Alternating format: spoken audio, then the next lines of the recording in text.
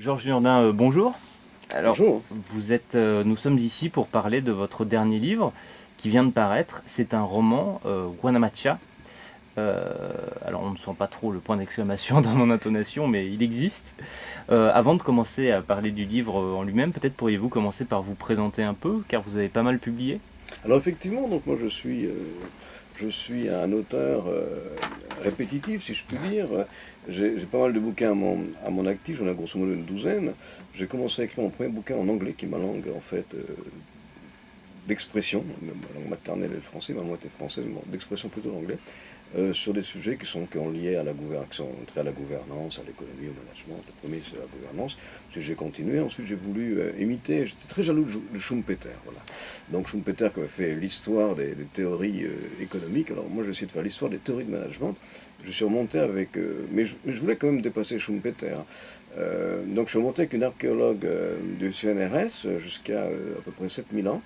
Et avec des fouilles, on a pu démontrer que la comptabilité existait à ce niveau-là, la comptabilité par activité, enfin je ne vais pas faire un cours de comptabilité ici, on a fait valider ça lors des experts comptables britanniques, on a fait un premier article qui est très bien reçu, puis un livre qui s'appelle, alors maintenant d'ailleurs, Évolution et perspective du management, puis ensuite d'autres livres, notamment les deux derniers en série, mais deux derniers sérieux, entre guillemets, un sur les multinationales émergentes, que personne ne connaît. Personne ne peut citer 10 multinationales émergentes qui font toutes 3 fois la taille de Renault. Et puis un autre sur le leadership, qui est un autre sujet qui me tient beaucoup à cœur, parce qu'il y a un gros déficit de leadership, aujourd'hui politique comme managérial. Voilà. Et Wanamacha, vous le prononciez très bien pour un Européen, Wanamacha est en fait un roman qui va nous entraîner. C'est un roman que je caractériserais, si j'ai un petit peu de temps, je ne vais pas déflorer le sujet ici parce que ça serait déloyal pour ceux qui l'ont pas encore lu, évidemment.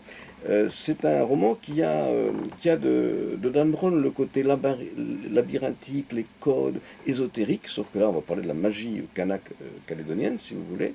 Il a le côté James Bond, le côté international, le côté complot international, le côté exotique, et le côté science et technologie, biologie moléculaire, intelligence artificielle dans Wanamacha, et puis bien sûr le côté romance, sauf que les James Bond Girls sont des James Bond Boys, puisque le roman c'est une intrigue qui est en fait menée par des femmes sur plusieurs générations, et puis là de Bourne, le côté action à couper le souffle en permanence, un peu caméra au point. Voilà un petit peu Wanamacha. Alors, est-ce que les personnages existent ou ont-ils existé? Alors les personnages, précaution juridique si je peux dire, aucun personnage n'existe. Donc, mais ils auraient pu exister. Donc il y a des personnages qui sont... Wanamacha, je l'ai voulu tellement proche de la réalité, ce qui fait qu'on est tout de suite embarqué dedans. Donc il y a un côté réaliste, si vous voulez. Et donc les personnages sont très proches de la réalité, ils auraient pu exister. On peut imaginer ceux de la première révolte kanak, ils auraient pu exister. Il y a un naufrage de bateau mystérieux, un vaisseau fantôme en Nouvelle-Calédonie, ils auraient pu exister. Dans le présent, ils auraient pu exister. Donc on est extrêmement proche, ce qui fait que le lecteur, extrêmement vite, contrairement à Stephen King, un autre collègue assez connu, contrairement à Stephen King, n'a pas besoin de faire un effort démesuré d'imagination pour rentrer. On rentre tout de suite dans l'action. Alors, y a-t-il, on se pose la question, des éléments biographiques dans Wanamacha? Parce qu'on vous sent, par exemple, très proche de votre héroïne.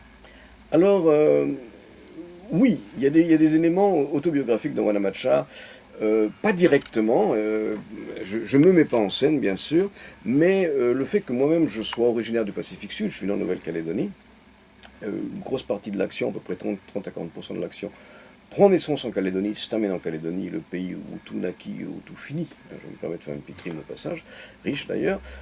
Oui, il y a des éléments autobiographiques, notamment que j'emprunte à mon enfance, à ma vie actuelle. J'ai beaucoup voyagé pour mon métier, j'étais directeur de société auparavant dans des groupes multinationaux, etc.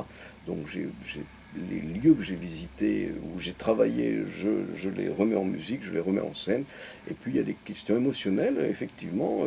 L'héroïne, quelqu'un que j'aurais pu rencontrer, ou que vous pourriez rencontrer, et à laquelle je suis très attaché, parce que quelque part elle va cristalliser certains éléments qui sont plus personnels, oui. Alors, pourquoi sortir ce roman maintenant? Alors ce roman maintenant, la réponse honnête, c'est que ce roman en fait, j'aurais pu le sortir il y a une dizaine d'années, mais j'étais occupé par d'autres questions qui étaient des questions managériales, économiques, qui étaient plus dans ma réflexion.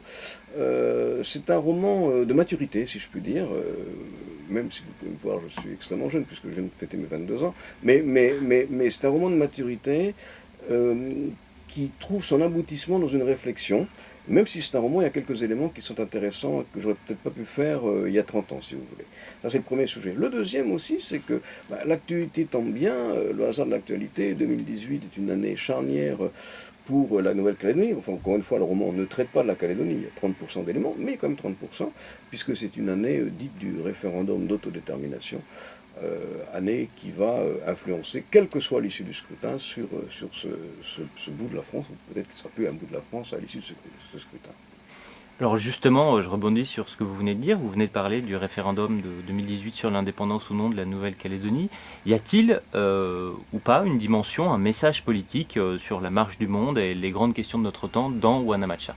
Alors, deux questions dans la question, je vais essayer de les répondre de manière séquencée.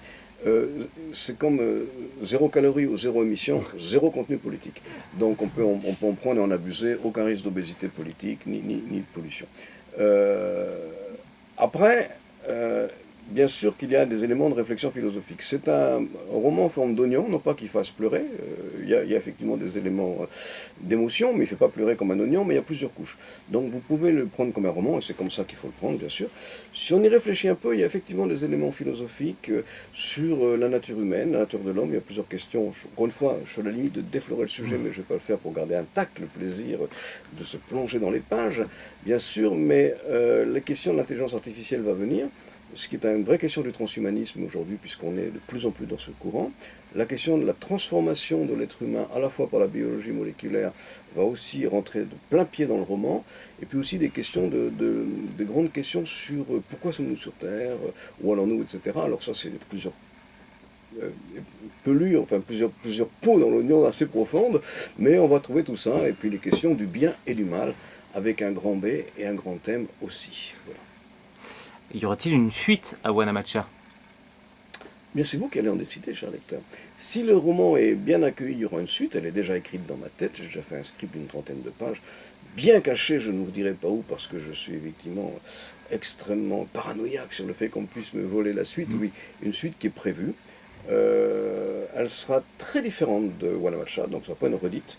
Il y aura quelques personnages récurrents, dans l'héroïne évidemment, euh, très différentes. Elle va vous surprendre, vraiment vous surprendre. Mais ça dépend de votre accueil. Alors vraiment de la première à la dernière page, on est totalement immergé dans ce roman, on est dedans, vraiment comme dans un film. Alors du coup forcément, je suis obligé de vous poser cette question, est-ce que il y aura une adaptation au cinéma? Vous êtes très perspicace. Je l'ai écrit comme un film.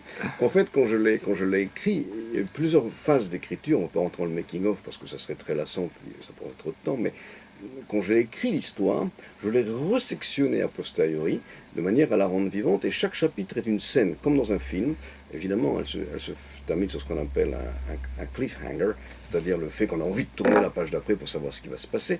Donc je l'écris comme un film, avec une idée derrière la tête, qui d'ailleurs est en train peut-être de se réaliser, c'est d'en faire un film, parce que le sujet est riche, il est multidimensionnel, il y a plusieurs intrigues, vous allez lire, cher lecteur, chère lectrice, quand je dis lecteur, c'est lecteur, évidemment, je veux dire lectrice, bien sûr, hein, tout le monde s'est compris, qui vont se collisionner, qui vont s'entrelacer. Donc bien sûr, l'idée est d'en faire un film, et je fais appel à tous les producteurs qui me regardent pour en prendre bonne note. Voilà. Je vous remercie, et à bientôt, peut-être avec la suite.